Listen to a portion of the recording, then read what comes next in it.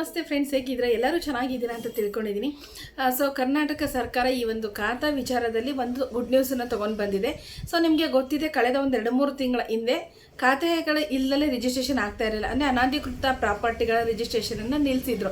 ಅದಾದಮೇಲೆ ಎಲ್ಲರೂ ಕಡ್ಡಾಯವಾಗಿ ಬಿ ಖಾತವನ್ನು ಮಾಡಿಸ್ಕೋಬೇಕಂದ್ರೆ ಅನಧಿಕೃತ ಆಸ್ತಿಗಳು ಏನಿದೆ ಅಲ್ವ ಅದನ್ನು ಸಕ್ರಮ ಮಾಡಲಿಕ್ಕೋಸ್ಕರ ಬಿ ಖಾತಾ ಮಾಡಿಸ್ಕೋಬೇಕು ಅಂತಕ್ಕಂಥ ಒಂದು ಕಾನೂನನ್ನು ತೊಗೊಂಬಂದರು. ಇವಾಗ ಬಿ ಖಾತಾ ಬದಲಿಗೆ ಎ ಖಾತಾ ಮಾಡಿಸ್ಕೋಬೇಕು, ಅಂದರೆ ಎ ಖಾತಾ ನಾವು ಕೊಡ್ತಾ ಇದ್ದೀವಿ ಅಂತಕ್ಕಂಥ ಒಂದು ಕಾನೂನನ್ನು ತರಬೇಕು ಅಂತ ಹೇಳಿಬಿಟ್ಟು ಸರ್ಕಾರ, ನಮ್ಮ ರಾಜ್ಯ ಸರ್ಕಾರ ಮುಂದಾಗಿದೆ. ಸೊ ಇದರಲ್ಲಿ ಬಿ ಖಾತಾ ಅಂದ್ರೇನು, ಎ ಖಾತಾ ಅಂದ್ರೇನು, ಸೊ ಇದನ್ನ ಮಾಡಿಸ್ಕೊಳೋದು ಯಾವ ರೀತಿ, ಇದರಲ್ಲಿ ಏನೆಲ್ಲ ಪ್ರೊಸೀಜರ್ ಇದೆ, ಸರ್ಕಾರ ಯಾವ ರೀತಿ ಇದನ್ನು ಅನುಷ್ಠಾನಕ್ಕೆ ತರ್ತಾ ಇದೆ ಅಂತೇಳಿ ನಾನು ಇವತ್ತಿನ ವಿಡಿಯೋದಲ್ಲಿ ತಿಳಿಸ್ಕೊಡ್ತೀನಿ. ಸೊ ಅದಕ್ಕಿಂತ ಮುಂಚೆ ಯಾರೆಲ್ಲ ನನ್ನ ಚಾನಲ್ ಇನ್ನೂ ಸಬ್ಸ್ಕ್ರೈಬ್ ಮಾಡಿಲ್ಲ, ಪ್ಲೀಸ್ ಸಬ್ಸ್ಕ್ರೈಬ್ ಮಾಡಿ ಸಪೋರ್ಟ್ ಮಾಡಿ ಅಂತ ಹೇಳ್ತೀನಿ. ಸೊ ಇವಾಗ ವಿಡಿಯೋನ ಸ್ಟಾರ್ಟ್ ಮಾಡೋಣ. ಖಾತೆಗಳ ಬಗ್ಗೆ ಲಾಸ್ಟಲ್ಲಿ ನಾನು ವಿಡಿಯೋ ಮಾಡಿದ್ದೆ, ಇದ್ರ ಬಗ್ಗೆ ಬಿ ಖಾತೆನ ಮಾಡಿಸ್ಕೊಳ್ಲಿಕ್ಕೆ ಬಿಟ್ಟಿದ್ದಾರೆ. ಸೊ ಅಕ್ರಮ ಸಕ್ರಮದಡಿ ಯಾರೆಲ್ಲ ಇವಾಗ ರಿಜಿಸ್ಟ್ರೇಷನ್ ಕಂಪ್ಲೀಟ್ ಆಗಿ ನಿಲ್ಲಿಸಿದ್ರು ನಿಮಗೆ ಗೊತ್ತಿದೆ.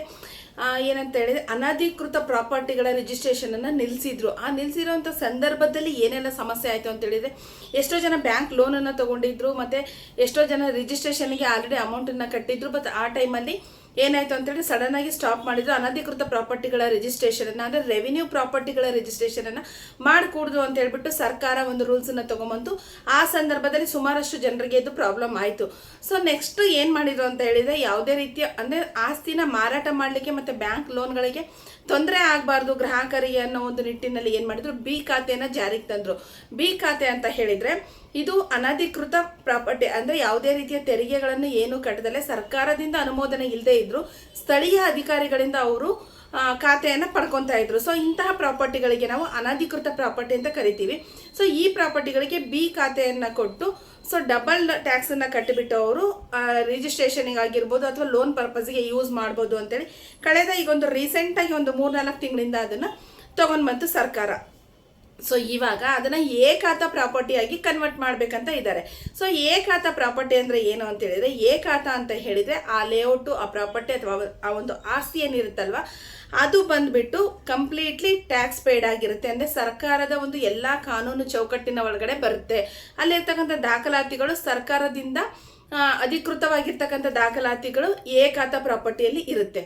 ಸೊ ಇವಾಗ ಸರ್ಕಾರ ಯಾವುದಕ್ಕೆ ಮುಂದಾಗಿದೆ ಅಂತ ಹೇಳಿದರೆ, ಬಿ ಖಾತಾ ಅಂದರೆ ದಾಖಲೆಗಳು ಯಾವುದೇ ರೀತಿಯ ಟ್ಯಾಕ್ಸು ಮತ್ತು ಇದನ್ನೇನು ಕಟ್ಟದಲೇ ಅವರೇನು ಖಾತೆ ತೊಗೊಂಡಿರ್ತಾರಲ್ವ ಆ ಖಾತೆಯನ್ನು ಬಂದು ಎ ಖಾತೆಯನ್ನಾಗಿ ಪರಿವರ್ತನೆ ಮಾಡಬೇಕು ಅಂತ ಹೇಳಿಬಿಟ್ಟು ಸರ್ಕಾರ ಇದಕ್ಕೆ ಮುಂದಾಗಿದೆ. ಆ್ಯಕ್ಚುಲಾಗಿ ಇದು ಗುಡ್ ನ್ಯೂಸ್ ಇದೆ. ಬಟ್ ಎ ಖಾತೆನಲ್ಲಿ ತುಂಬ ಬೆನಿಫಿಟ್ಸ್ಗಳಿದೆ. ಎ ಖಾತಾ ಪ್ರಾಪರ್ಟಿಗೆ ಮಾರ್ಕೆಟ್ ಬೆಲೆ ಹೆಚ್ಚಾಗಿ ಸಿಗುತ್ತೆ ನಮಗೆ. ಬ್ಯಾಂಕ್ ಲೋನ್ಗಳು ಆಗಿರ್ಬೋದು ಅಥವಾ ಮಾರ್ಕೆಟ್ ವ್ಯಾಲ್ಯೂ ಆಗಿರ್ಬೋದು, ಕೊಳ್ಳೋರಿಗೆ ಮಾರೋರಿಗೆ ಇಬ್ಬರಿಗೂ ಇದರಿಂದ ಅನುಕೂಲ ಇದೆ. ಮುಂದೆ ಯಾವುದೇ ರೀತಿಯ ಒಂದು ಕೇಸು, ಕೋರ್ಟು ಈ ಥರದ್ದೆಲ್ಲ ಬಂದಾಗ ಸೊ ಎ ಖಾತಾ ಪ್ರಾಪರ್ಟಿಗೆ ತುಂಬಾ ಬೆಲೆ ಜಾಸ್ತಿ ಇದೆ ಬಿ ಖಾತಾಗೆ ಹೋಲಿಸ್ಕೊಂಡ್ರೆ. ಸೊ ಬಿ ಖಾತಾ ಅಂತ ಹೇಳಿದ್ರೆ ಅದನ್ನು ಸಡನ್ನಾಗಿ ಏನಾದರೂ ಆ ರಿಜಿಸ್ಟ್ರೇಷನನ್ನು ಸ್ಟಾಪ್ ಮಾಡಿದ್ರು ಅಂತ ಹೇಳಿದರೆ ಈ GPA ಆಗೋದು, ಆಮೇಲೆ ನಾಮಿನಿದು ಇದೆಲ್ಲನೂ ಸಮಸ್ಯೆ ಆಗುತ್ತೆ. ಬಟ್ ಎ ಖಾತಾ ಮಾಡ್ತಿರೋದು ತುಂಬ ಒಳ್ಳೆಯ ವಿಚಾರ ಅಂತ ನಾನು ಹೇಳ್ತೀನಿ.